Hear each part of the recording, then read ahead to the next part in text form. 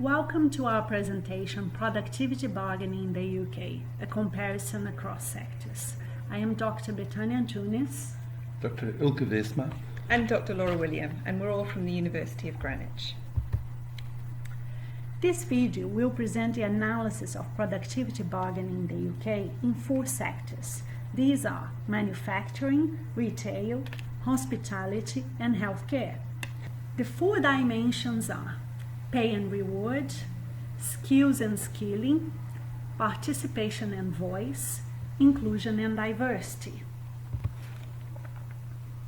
I now move on to the cross-sector analysis of the first dimension of productivity bargaining in the UK, employee reward.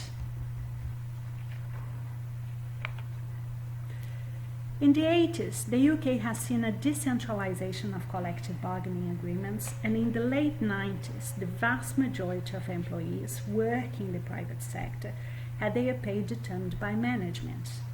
Many would say that the decline in trade union in the UK coincides with an increase in the use of human resource practices as a new form of work organization. The adoption of high-performance work systems led to a widespread use of incentive pay systems to enhance performance in the organizations.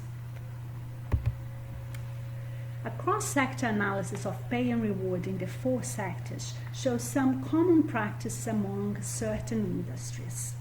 As we can see in Table 1, for example, the automotive and retail industries have both performance-related pay. The difference here is that automotive has individual performance-related pay and retail has a profit-related pay scheme. In this case, performance is measured at the organizational level. Hospitality is entirely different. Employees are hourly paid and there is no formal pay progression in place. We also note here that employers in the healthcare, although they have a performance monitoring system in place, pay is not linked to performance. They have a seniority pay system in place instead. Another point of interest is the coverage of collective bargaining agreements in the sectors.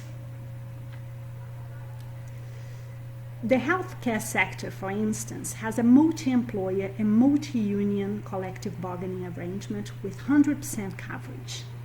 Productivity focuses on quality of care, patient safety, and cost savings by eliminating waste. On the other hand, in the automotive and retail cases, collective agreements are at company level and trade union influence diminished over the years. This is even more prevalent in the case of retail, where collective bargaining is present in only a small minority of organizations. An important point here is that the retail case that we use in this national report has a single union and single company collective agreement arrangement, and it covers all staff. However, the partnership agreement between the retail company and the trade union is perhaps one of the best examples of collective bargaining still in place in the sector.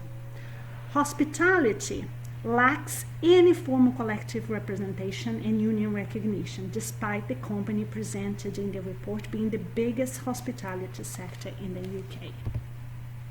So, as we can see from the table, there is a convergence in pay arrangements based on performance, mainly in the private sector, and the coverage and the sectors diverge in terms of the coverage of collective bargaining agreements. And we can see that that happens between private and public sectors. We now move on to the skills and skills development in the sectors we looked at. And there is a problem with productivity, and some of the problems will be linked to the skills. There is a lack of skills, and there's a mismatch between the supply and demand side of the labor market.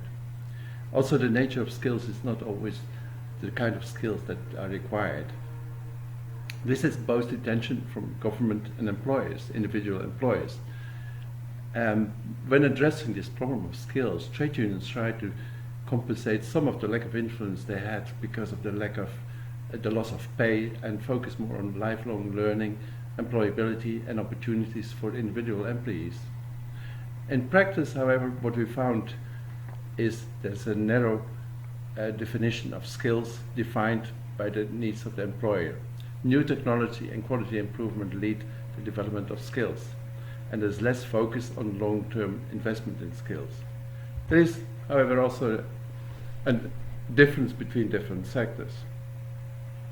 Hospitality is characterized by an emphasis on the lowering of costs and flexibilization of labor, whereas in automotive there is a high road in terms of high skills development and investment in skills that are very much linked to the development of production processes and the improvement of quality.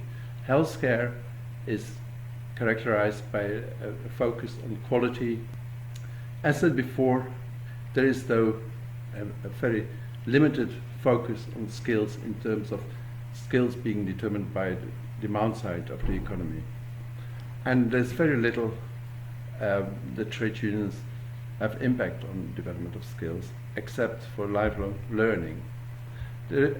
And as mentioned before, healthcare sector and automotive sector have certainly not a low road to low wages and low skills development.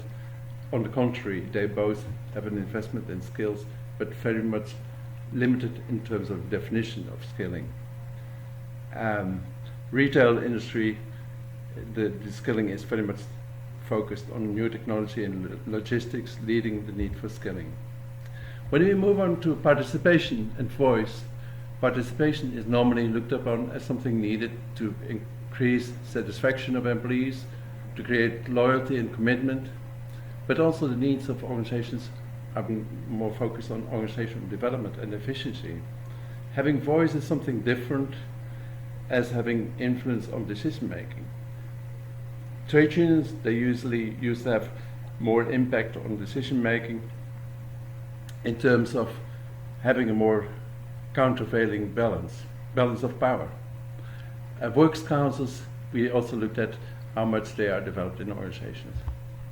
Now, in the overview, you can see that a lot of employee participation was employer-led and very limited in terms of the impact. Communication has most attention, and organization development is key for the automotive industry and also the healthcare. In the healthcare, it's more focused upon professional needs of employees. There is, however, very little evidence of having voice like trade unions would have in the past. And works councils are very limited in terms of the development, and the pattern is very fragmented when you look at the role of the works councils with regard to decision making. Direct participation is more dominant in all sectors, but in hospitality, even direct participation is very limited. Automotive industry and healthcare sector being more developed in terms of employee participation. And in both sectors, it will have an impact on productivity, whereas in automotive industry, it would be the highly competitive, globalized industry, whereas in the hospitality sector, more as part of the public sector. Turning now to our final area, inclusion and diversity. Historically, trade unions have had an uneasy relationship with equality and diversity, where they've been accused of extending discrimination towards their members. Trade union membership has become increasingly diverse in recent years, and this has resulted in a turnaround in unions with small gains in the equality area. In particular, there's been a large role played by equality activists and some equality bargaining. Equality bargaining was coined in the 1980s by Dickens and relates to issues related to women being brought to the collective bargaining agenda. Despite these small gains in equality and the role of equality bargaining and equality activists, the dominance of economic issues remains. What this means is that when there is an austerity climate or economic times become particularly difficult, inclusion and diversity often takes a backseat to more economic issues.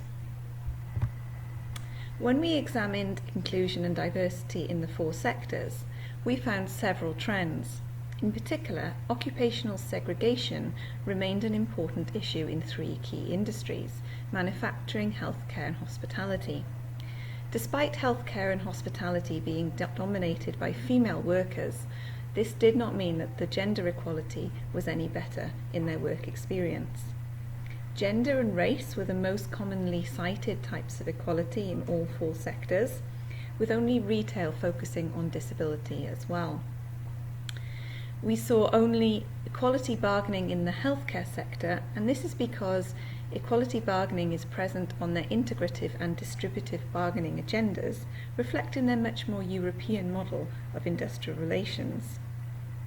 Equality was proactive in manufacturing and healthcare, where there were initiatives to redress gender imbalance, but it was much more of a reactive approach in retail and hospitality. So there are various convergences in the trends across the sectors. First of all, there was a continuation of occupational segregation.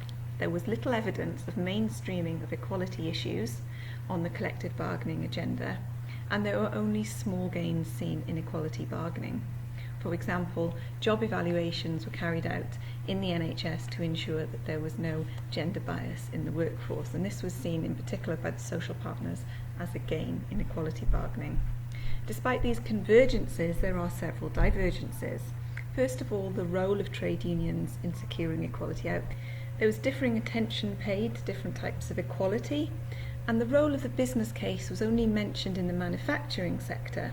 This is not to say that the business case does not play a role in hospitality, healthcare or retail, but does suggest more of a role for the social justice rationale.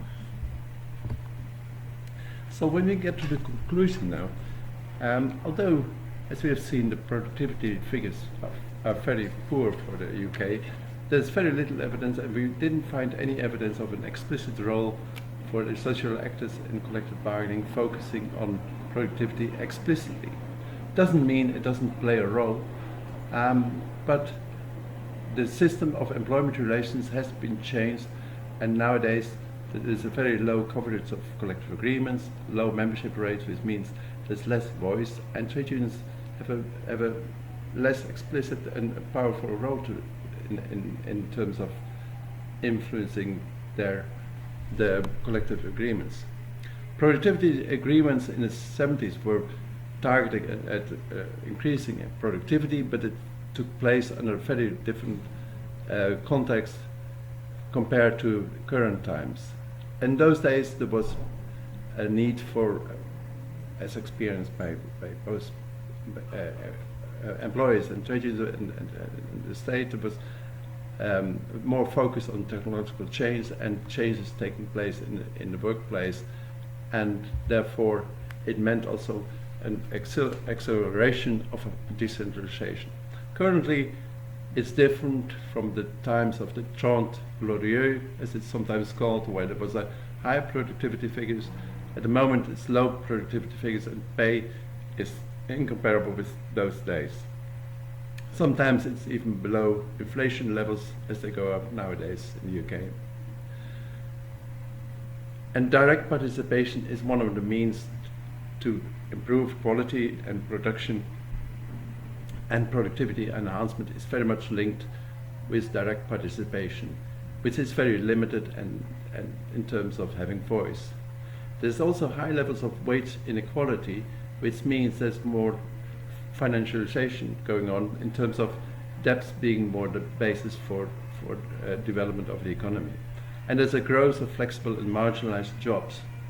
Financialization means there's more focus on shareholders' value, and certainly the need for the vision focusing on the coordination of the labor market strategies and solving the productivity puzzle, meaning investment in skills in the labor force.